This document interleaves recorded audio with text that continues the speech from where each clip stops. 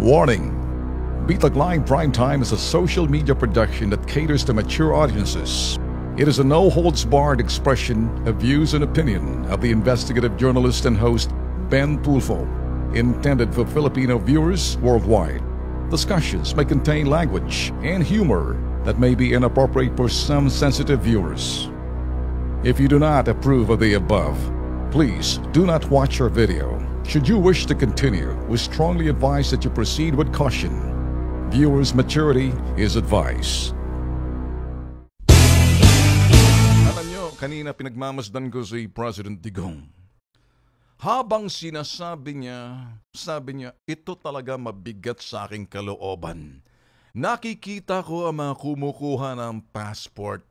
Maaarawan, nauulanan, natutulog kung saan-saan. Nag-aantay magbukas. Naghihintay sa labas ng SM Mall sa Davao. Emosyonal dito si President Duterte kanina. Sabi niya, nasasaktan talaga ako. Masakit ito.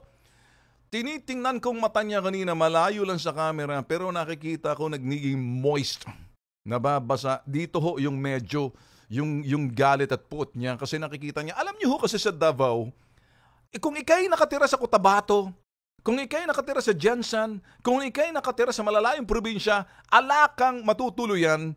Kaya kung saan-saan ka nalang matutulog, nag-aantay para first come, first serve pagdating ho doon sa sinasabing mall sa satellite office ng DFA.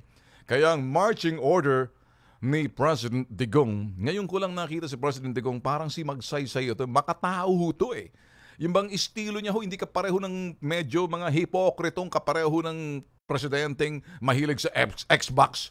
Sabi niya, direktiba niya kay Secretary Yasay ng DFA, speed up the process for, the passport dito for Filipinos na nag-a-apply. At medyo tagalan yan. Yan, bossing.